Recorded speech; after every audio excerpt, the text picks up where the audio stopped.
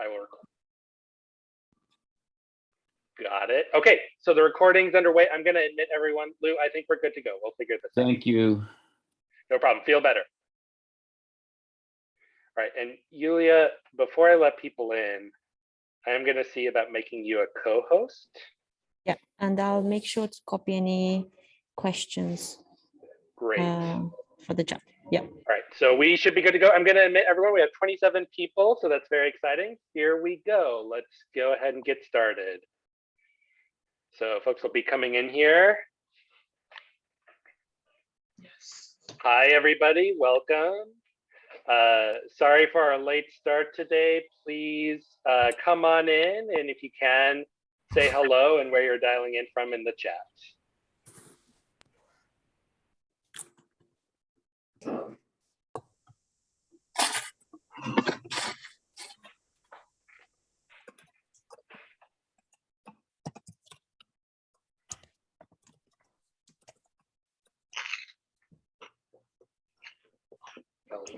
Hello, everybody.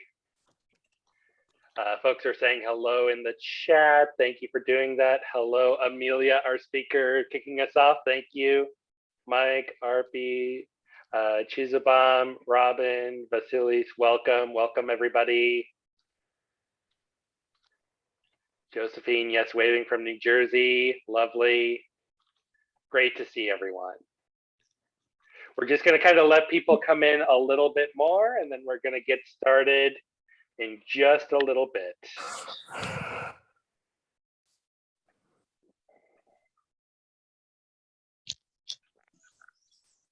Looks like folks are coming in. Welcome, everybody. We're going to get started here in just one more minute, but appreciate you all saying hello and where you're dialing in from in the chat. Excited to have you all here. Got a nice group of about 35 or so folks here. It's very exciting to see. Sarah, New York City, awesome. Rick, Danica, welcome. Got a nice global presence on this call. People dialing in from all around the world, especially folks, I think it must be pretty late in India. Danica, thank you for joining us today, or this evening in your case. Okay, I think we'll go ahead and get started today. And again, apologies that we kicked off a little bit late. Lou's not able to join us today. He's feeling a little under the weather. So Yulia and I are going to have full hosting capabilities today. And we'll go ahead and get started with the typical presentation sort of welcome that we do to every one of these Quant Qual Bridge talks. Go through just a little bit of group business before we hand the floor over to Amelia to kind of get started today. So with that, I will try and figure out my slide control, and then we'll move on. So as always, our mission has remained the same as we go through this first year of being sort of a group within Rosenfeld Media, is that we want to facilitate and strengthen cross-disciplinary collaboration, communication, and working relationships between quantitative and qualitative practitioners. For example, data science and UX research, but maybe other disciplines as well, through community building and sharing of best practices. The times that we've been able to gather together over the last year has been in service of that mission, trying to find topics that have been sourced by the community that are of interest to folks in this community, that we can have some engaging and interesting discussions on how to bridge these different disciplines. I want to remind us all a little bit about where we've been. So kind of just showing the last 5 talks as well as sort of prompting the one that we have coming up here today. So we actually started as a group almost a year ago exactly. I think late November is when Lou sort of first called together a group of folks and started kind of getting an idea of sort of where things, where the interest might lie for this group. And over time, we had a couple of sort of forming sessions where we gathered data amongst the folks who were showing up and tried to figure out where we wanted to go as a group. And then a number of talks. There's one that's sort of fallen off this list, but a number of talks as we've started to explore different parts of this area that we wanted to discuss as a group.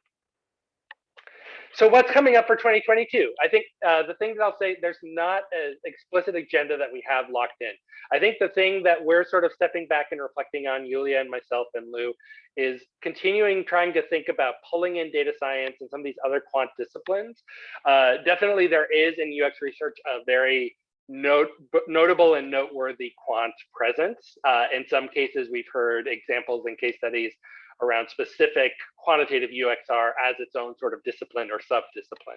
But we want to continue to think about bridging across disciplines, pulling in more from the data science perspective and seeing where that takes us. So that's a bit of a focus.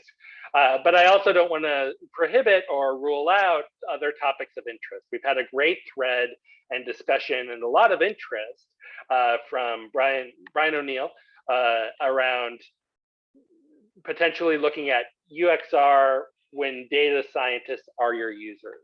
And I think that that's a really fascinating topic. We also saw in that thread a lot of different sort of variations on that. For example, maybe UXR on data science algorithms. What does that look like, right? In this intersection space, there's a lot of interesting things to explore. So we're trying to think about how best to sort of tee up all of these great discussions and almost subgroups within this community to kind of get you all together and having some good discussions. And I think at the end of the day, what I want to come back to is that we would love to hear from you. So definitely post on the Slack channel. You can also ping Yulia or myself, and feel free to just kind of reach out to us if you have any questions or are interested in giving some ideas or some structure or some thoughts about where we might go in 2022. And now I'm going to stop sharing my screen as we transition over to Amelia. And Amelia, if you want to start getting your screen share ready to go, that would be awesome. And I'll introduce Amelia Cole, who is our speaker today. Amelia is a PhD candidate at the University of British Columbia School of Information. Her research explores how early user experience researchers learn from using search. Amelia's research goals are to empower working learners with the resources, capabilities, and skills to learn on the job, and just passion around research collaborations and service commitments. Today, Amelia is going to be talking about data prompted interviews with an emphasis on experience sampling methods, and we're really excited. I'm personally very excited to hear a lot more about this topic. It's a framing to, I think, bits and pieces of a research practice that I've never really put together in the level of rigor that Amelia is going to be walking us through. So I'm excited to learn kind of the overview and sort of the structure of this method.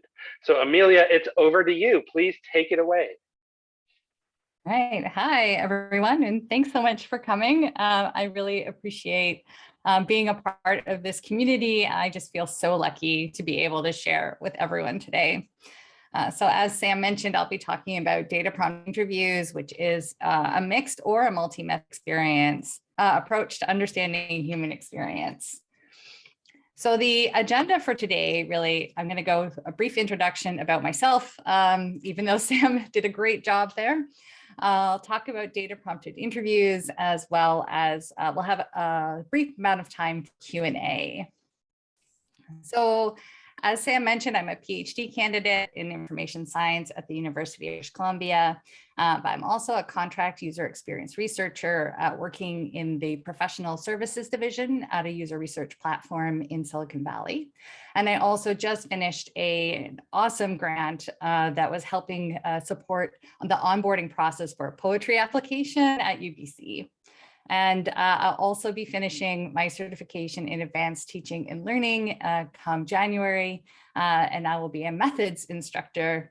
And then I've also been really lucky to have been invited into the European Distance Education Network, and I've been mentored for the past term. So what I've noticed so far when we talk a lot about capturing a person's experience in UX is that when we tend to design these projects, we either go on the quantitative or the qualitative level. In the last few decades, a lot of work has been done to kind of figure out like what are the best ways that we can merge quantitative and qualitative. And one of these merges is data prompted interviews. Now, this just uses the participants' own data to kind of enhance our understanding of their specific experience. So if you're using mixed methods, data prompted interviews uses a convergent or an explanatory sequential design, generally beginning with a quantitative study, which is followed by the qualitative study. So within data prompted interviews, you can choose from a lot of different quantitative approaches. I chose experience sampling, and then I followed that up with the qualitative study, which was the unstructured interviews. So I'm going to go through experience sampling, and then I'll talk a little bit about unstructured interviews. So for the first thing, I'd love to just get a sense of everyone's experience level with experience sampling. So if you could use your Zoom toolbar, there's something called annotate, and then you can select from that sub menu to click stamp, and then you can select any one of the stamp options. Is everyone familiar with the annotate tool yes, no, yes? I think, okay. Yeah, maybe not. And also, I'm not sure that the Zoom call has this squared away, and I'm kind of new to hosting here, so I'm not entirely sure. It does or does not? Yeah, I see it does. You have to go to options. And then there's an annotate under that at the top. So view options. For those who are watching, just to the right of viewer viewing Amelia Cole screen. Oh, up at the very top there, and then annotate. Fantastic. Yeah. So I'd love to just give you a minute just to get a sense of everyone's experience with experience sampling.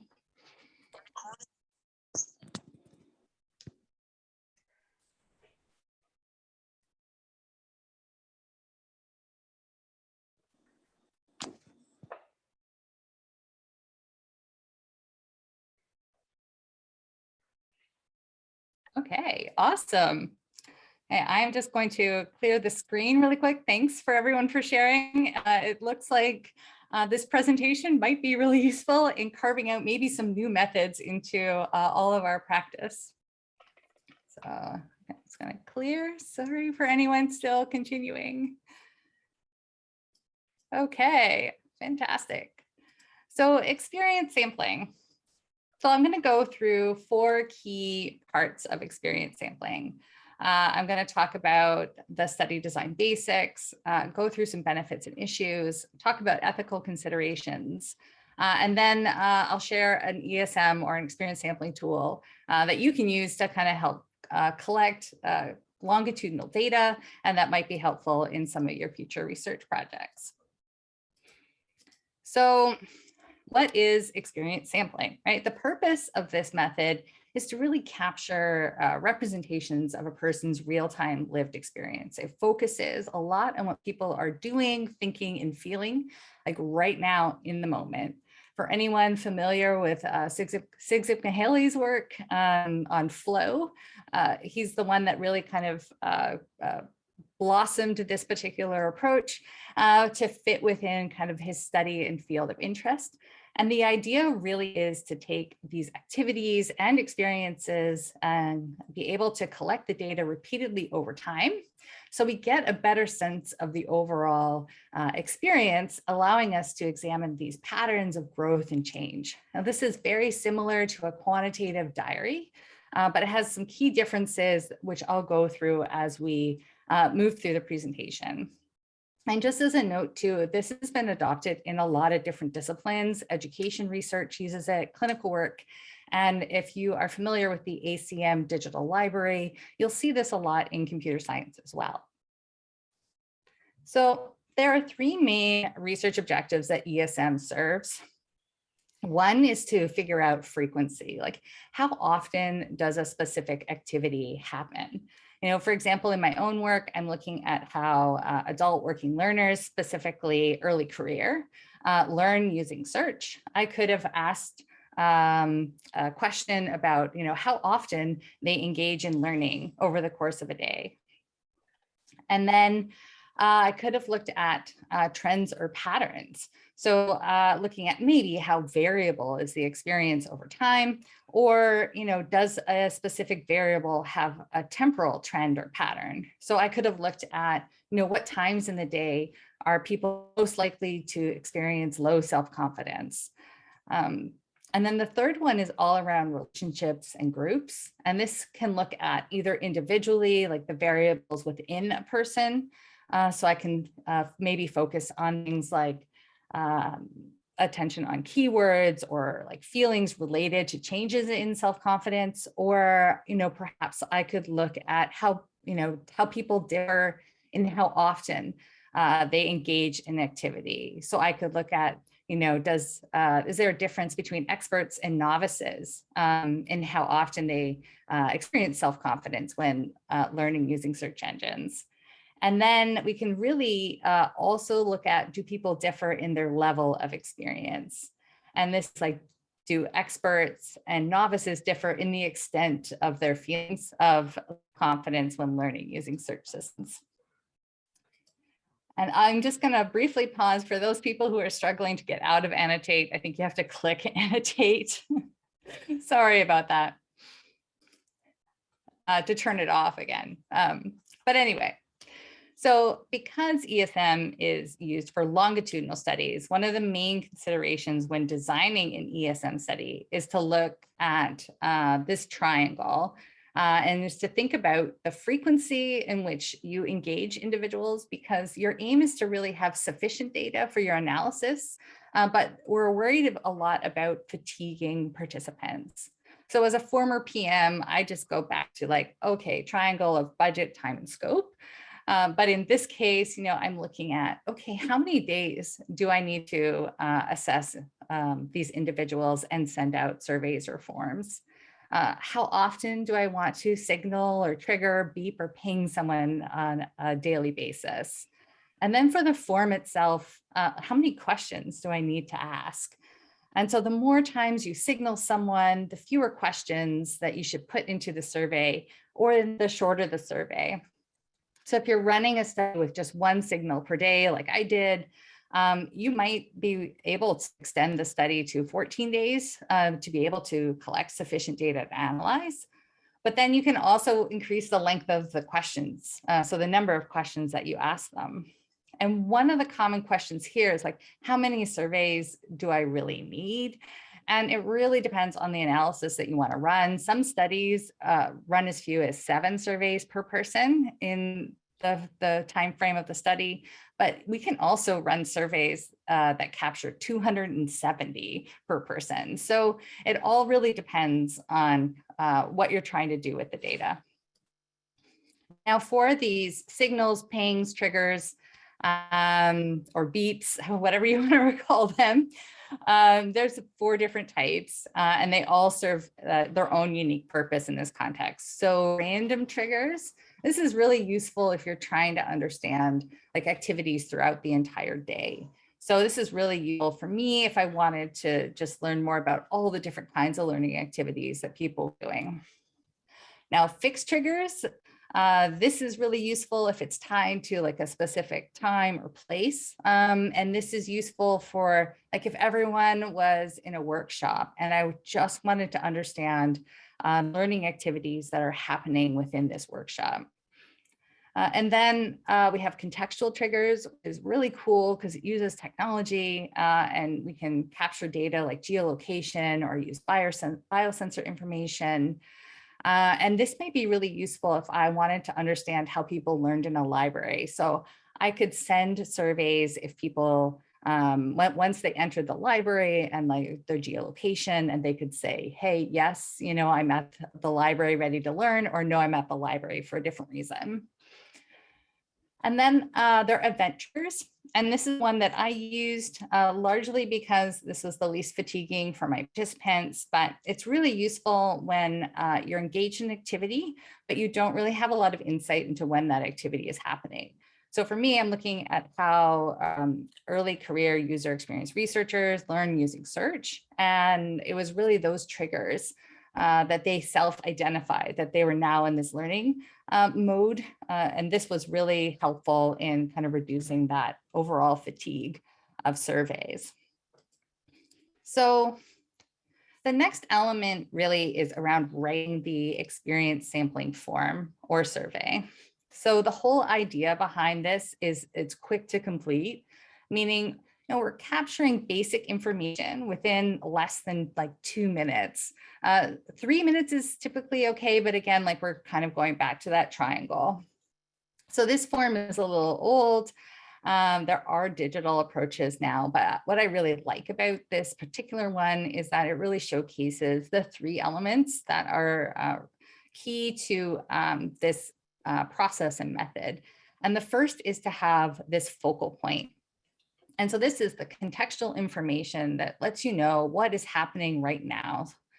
So these are activities asking questions like, where were you 20 seconds ago? What was the main thing you were doing? What else were you doing at the time? Or even what was on your mind? And then the second part is these other contextual factors that might play a role that you might be interested in investigating. So this is layering in things like, other people, places, and even like the purpose for the activity. And then you have an opportunity to add in like this main feature. Here is typically like the validated scales, where you can really get a sense of a person's experience with an activity. So you can, for me, I use self-efficacy scales, but you can use anything that is relevant to your research in this particular area. And this is just like one approach to designing an ESM form. And you can use any of your existing diaries and really transform them into these quantitative or frequency-based measures and still get at a very similar idea. So the benefits of ESM, first and foremost, is to improve the ecological validity. And this just means like real world settings, things are happening and people are responding to them in the situation. So this is useful for us as researchers because we can also observe patterns of change over time. And this can be really useful, particularly like if I was working for Google search and I wanted to see if there was a change in the algorithm and maybe that had a change in how people were responding over time to their learning process. And so I could actively observe this as I go year over year. The other thing that's really cool about this is it expedites that experience data collection at scale. So this can be incredibly quick and easy way to, well, not so easy, but a faster way to get that information. And then lastly, this is really great if you have sensitive topics. So for people in health, if you're interested in cancer care treatment, experience sampling can be a wonderful way to understand people's experiences as they progress through their treatment schedule. Okay. But longitudinal studies all face very similar risks, and ESM in particular can be both resource and time intensive, despite it being a relatively fast way. When I say fast, it was faster than doing interviews with several hundred people.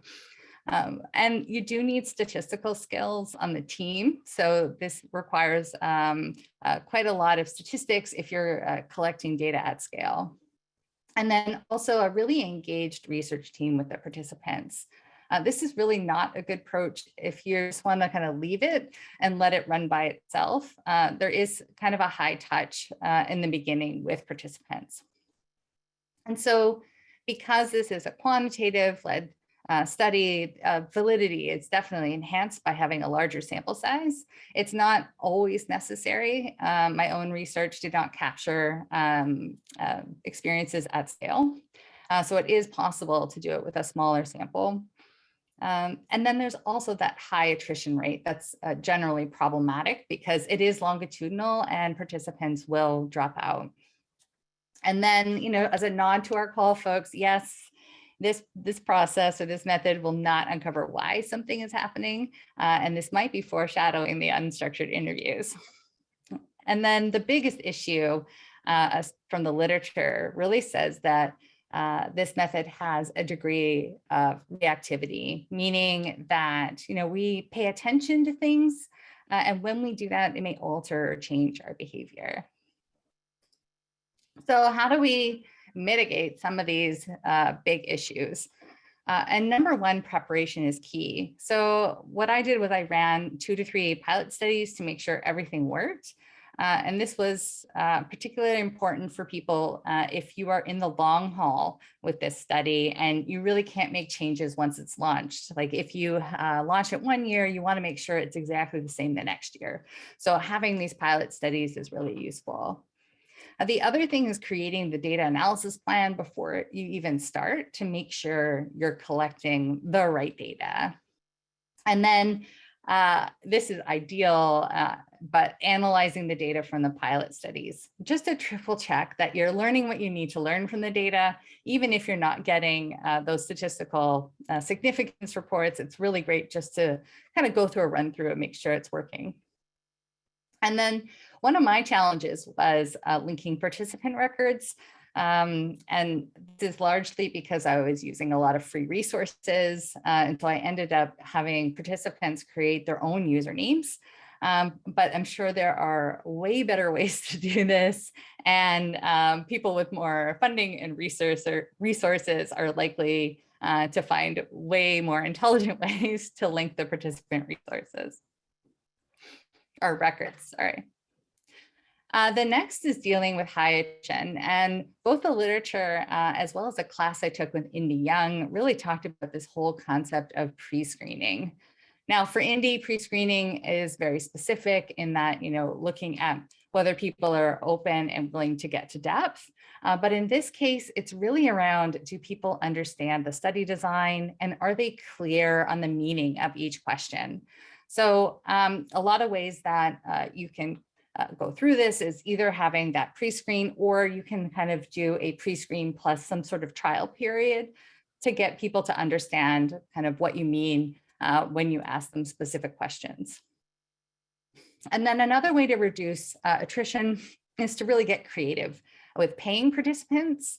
And so you can have smaller incentives for like each completed form, or you can hold these fun weekly drawings for smaller prizes, have some sort of grand prize at the end of the study. These can all be helpful. But for me, since I did not have a large budget, I really had to consider like the value that participants would get out of the study. And so I worked hard to try and figure out ways in which I could use kind of that metacognitive experience to help people better understand their own learning process. Okay. And then reactivity. So, there's no real way to get around reactivity. This is in the literature anyway, it says this is more of a feature of a study than a bug.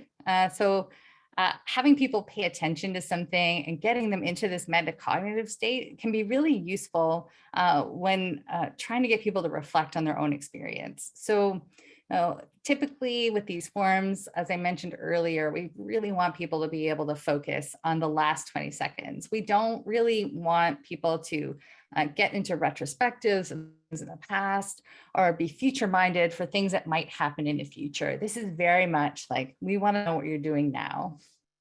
Another way to kind of help with reactivity a bit is to maybe bridge in more than one activity to kind of reduce the focus. So you can have them think about multiple different things. So, for me, I asked about, what keywords they remembered and their goals, and kind of mixing in a couple of activities just to think about things in a different way.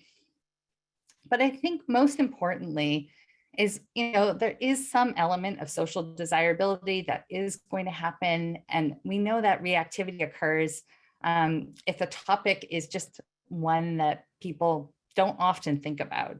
So for me, I knew this was coming because asking people to think about how they search is not so commonplace. It's not something that people typically reflect on. And one of the greatest responses I've had from one of my participants is that they equated searching walking. And it was so hard to think about searching just because it was so integrated into their daily life. And alone was like, okay, high reactivity for this.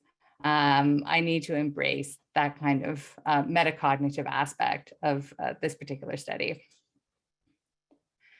And then the last factor is really thinking about like the time you need. So teaching participants up front about how the study runs, or even like monitoring participants as they go can really help to improve the data quality. So just making sure that you have a research team who is in touch with participants and that they have established some form of rapport with them to for participants to feel comfortable connecting with us if there are like questions or problems.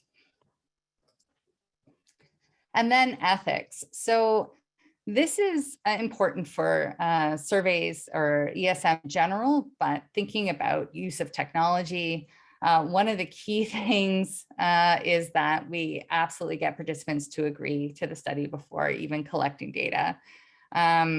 So if I was studying learners at a university and I pinged them when they entered a library without their consent, that would be highly unethical. So if we're going to use any of these triggers, particularly with technology, this is a big key rock here.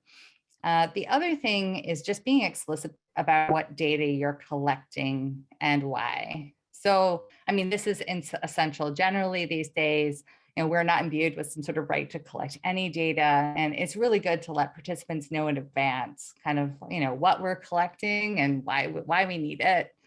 And then that just, you know, lends itself to the next point, which is really never collect data that doesn't specifically address your research question. So even in exploratory data collection, just like making sure that we're not asking people for things that we don't actually need to answer our questions.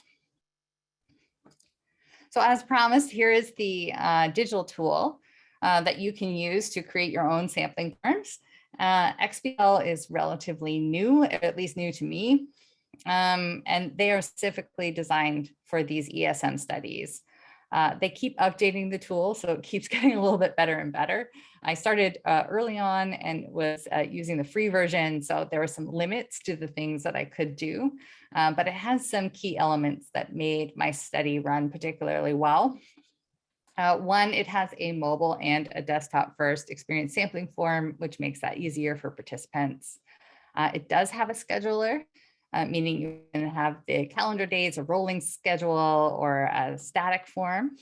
It also allows multiple submissions. Qualtrics does as well, but XBWell just has that kind of native to the platform. And then, well, I didn't get to take advantage of this. They do have participant stipends, so that could alleviate a lot of the administrative burden from running this particular study approach. And then the last thing, which is not on here, is that when data is exported, it exports in a way where it's just ready to use with analysis software. Like you don't have to split out if you have multi-select boxes. It just does it all for you. It's amazing. And I had a really good experience using XBWell. And no, I don't work for them. Okay. And unstructured interviews. So, you know, from past sessions, I know that it's a very strong qualitative group here. I'm not sure if that's today, but we'll try to see about how qual we are today. So here's what we know. We know that retrospectives or anything that kind of gets people to look at the past can be really fraught with issues. And sometimes we just want to be able to observe what's happening in the present so we can better understand context. So in many cases, field observations are really difficult. So, you know, qualitative often uses photos and diaries to act as a proxy and then engage with some interview process in order to better understand it. And ESM does is really give the participants an opportunity to document and reflect on their experiences. And it really gives us a much better understanding of the process. So data prompted interviews are using that explanatory approach to generate those in-depth understanding of human behavior and experiences, taking into account that complexity, as well as that detail, that unstructured interviews can really help to enrich our understanding. So going back to our Zoom tools, let's see if we can do this. Using the annotate button again, there's a text option. And I would love if we could just kind of write down everything you know about interviews. And I'll give you about 1 minute, if you're so inclined, to just start typing in the things that you already know.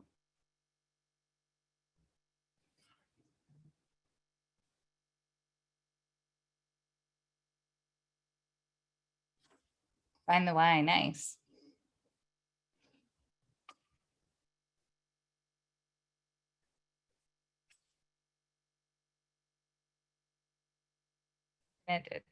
Ask specifics. Yeah, rich source of data, no leading. Can take a long time. Tell me more. Yeah. Probing.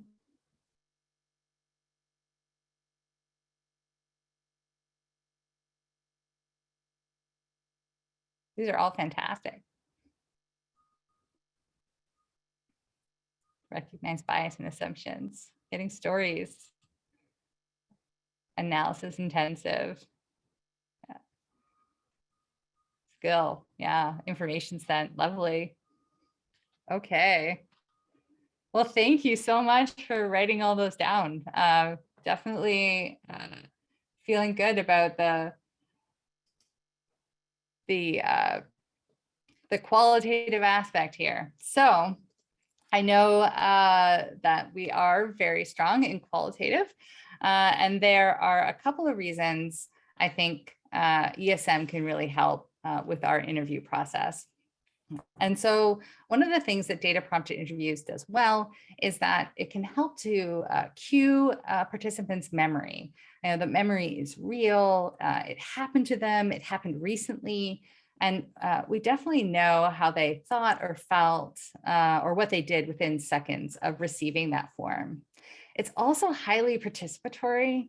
So as researchers, as you know, mentioned earlier in the brainstorm there, you know, do bring some bias into the process, and interviewing really gives us a chance to hear from participants about what their interpretation is of that event. And all of this is really done to have just this like really rich understanding of experience. And so the data's purpose is to stimulate and guide discussion, to explore interpretation of data with the participant, and really discuss the participant's view of that specific data. So when you're combining these two, like who do you even select as part of your particular qualitative sample? So you have this huge sample from ESM. I think as long as you factored this into the beginning, you can use this nested relationship where you can create or pick out a small subgroup of your quantitative sample and collect qualitative data from them. This depends on the overall purpose of your research. So in my case, I had identical, like participants were equal between the quantitative and qualitative. So I was kind of doing experience sampling light. But you have this lovely opportunity, and like the decisions you make around who you interview, you can do them randomly, proposively. There's a lot of different strategies that I'm happy to share. There's also several types of interview approaches. So this kind of lives on a continuum from like heavily structured to unstructured.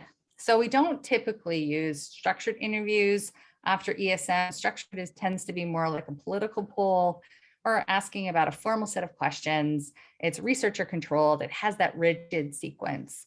Highly replicable, so very easy to distribute and train people to give these structured surveys, but it really doesn't give us the richness that we want. So kind of the two options are semi-structured or unstructured. Semi-structured is very common. It has guiding questions, and we develop a protocol. It generally has a fairly good share of power between the researcher and participant, because like the sequence itself can be altered. We're not asking questions in a specific order. And it's supposed to balance this replicability and richness. But really the best pairing is unstructured.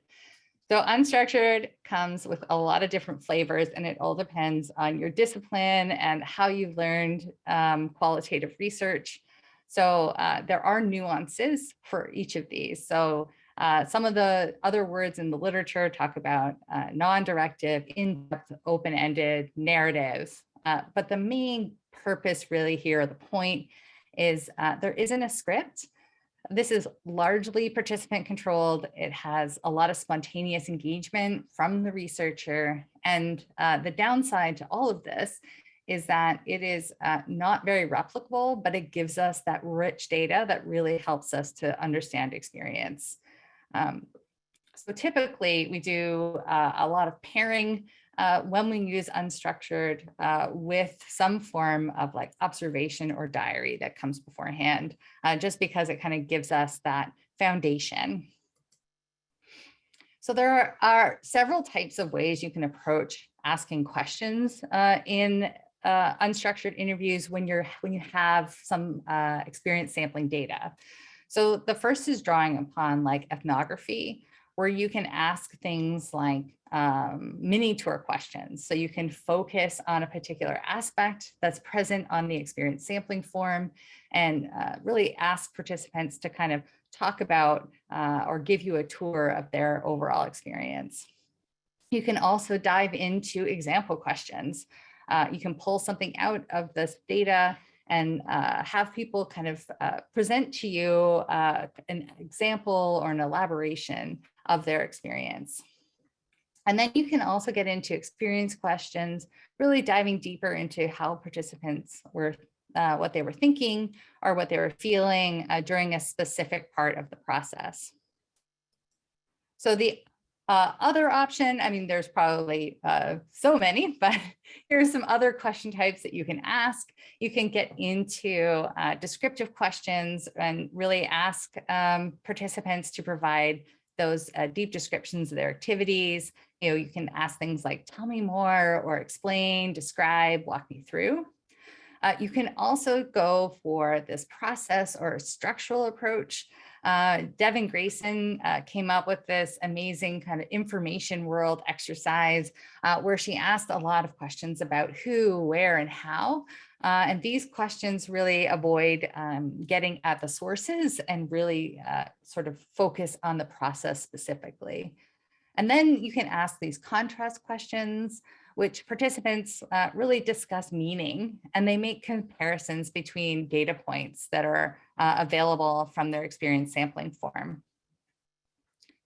So I talked a lot about making data available and participants engaging with their data, but what does that actually look like? So in the interim, before you interview individuals, you can create an experience sampling dashboard. And so this all depends on the type of triggers you're using, the available data, objectives. You can visualize the data in a lot of different ways for participants. So one of the ways that I approached it in my study was by presenting them with a plot. And in this study, they completed their experience sampling forms and they are engaged in learning. And then our interview really focused on the process of learning and to understand like the changes that happened, in their motivation, their feelings and thought processes when they were learning on their own.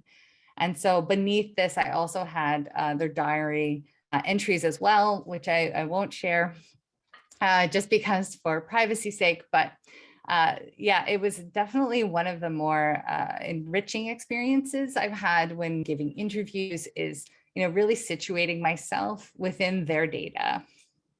But there are other ways that you can represent data. You can also use these experience map dashboards. So this is a completely different study where the participants agreed to be geo-tracked and they were completing smoking surveys. And the interviews were really performed to understand how people quit smoking. So you can imagine that yellow is an actual map, and then you're having this discussion with all the data points plotted and really talking about what their experience was like and doing kind of that tour question while asking about specific information about their smoking habits. And then you can even do photo dashboards. Like this study was really cool. The participants kept a diary, but they wore a camera on a lanyard. And then the researcher then interviewed them and asked them to describe activities that they pulled from all these different images. So it's this really dynamic and very well situated process of understanding human experience. So if you are interested in learning more, there's a lot of fantastic resources. Sylvia and Cotter came up with a new book, Researching Daily Life, a guide to experience sampling. And there's a heavy history of experience sampling as well. And so here are some useful resources to think about data prompted interviews and how to use them in your own practice. And then of course, for mixed methods, Dr. Sam Ladner, her book on mixed methods, Dr. Fetters came out with a workbook recently, and that's been really helpful if you're thinking about how you're going to incorporate mixed methods, as well as Dr. Poth and Dr. Queswell and Flannel Clark. So they've all been really helpful and useful in kind of unpacking how to pair these quantitative and qualitative approaches. So thank you so much for bearing with me. This was a total joy to be able to share this work with you. Thank you so much, Amelia. I really appreciate the presentation and your time and getting some good, some clap emojis and some comments in the chat. We have about 9 minutes left. So if there are questions or follow-ups that folks have for Amelia, definitely feel free to put that in the chat or yeah, start with the chat and then we can call on folks if you want to come off mute to ask Amelia some questions. But lots of kudos happening in the chat right now, Amelia. Mike, great question. Do you want to come off mute and share that with Amelia?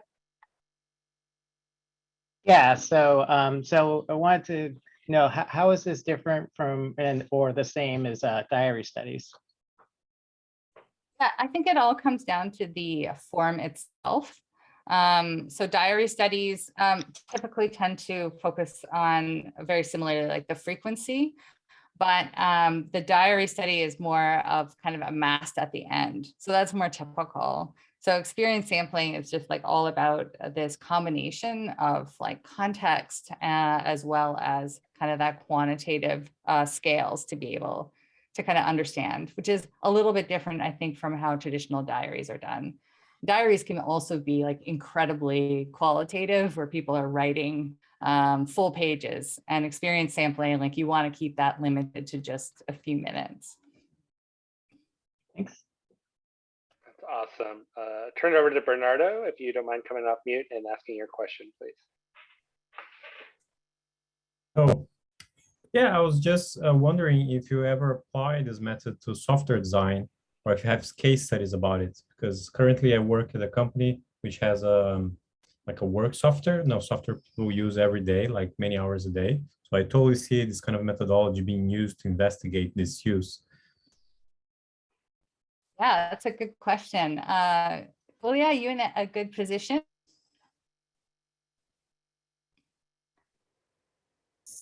Can you hear me well? Yeah, absolutely. Yeah, so perhaps a good example, you could draw some inspiration from something called Contextual Inquiry. So for example, I think most of us may have completed Hotjar surveys in the past, and you have a trigger there based on actual behavior. So for example, you navigate on a website, you're looking for a specific product, or you're just about to abandon a basket, and then you have a pop-up question say, hey, well, why are you leaving the page? Would you like to answer a couple of more questions about your experience with us today? So to some extent that kind of follows a similar pattern, and that's something you could draw inspiration from. Hope that helps. I'm trying to keep it short because I know there are some other questions as well. Thank you, Leah. Yeah, Bernardo. Yeah, I don't have a ton of situated experience in industry with using experience sampling. So I knew someone was going to ask. So I called upon Leah here to help me out. Yeah, thanks very much. Yeah, great comment here, Ginny, about potentially see workspaces during the pandemic, which I think is a great point, right? Like if we want to still get that contextual element, but it's harder to do site visits compared to what we would normally do. The lanyard example with that dashboard was a good idea. Great point there, Ginny. I think good thing to carry forward. Any other questions for Amelia? Comments? Really like those dashboards at the end and just trying to think about ways to visualize and entice stakeholders with kind of the richness of both the qualitative and the quantitative data that you've collected.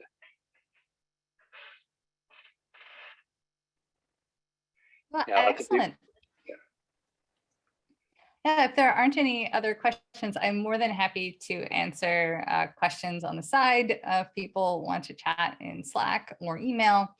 I'm very happy to share whatever it is that I can. If you want to try this out, I would love to know how this works for you. Yeah, I think I'm not seeing any questions come through in the chat. So what I might say, I might wrap us up with another hearty thank you to Amelia for this topic. Definitely an encouragement if questions do come up. I know Amelia is on Slack. We've been coordinating this talk on the Slack channel. Please feel free. I'll stay on here for a couple minutes yet if you need a link to the Slack. Otherwise, feel free to, on our Quant Qual Bridge channel, to continue the conversation there. If you have any questions or would like to ping Amelia there, I know she would be happy to connect with you there. And with that, I think we've wrapped up for today. Thank you all very much for coming. Again, thank you so much, Amelia, for presenting. Really appreciate it. And we'll see you all next time. Have a great one. Thank you. Bye, everybody.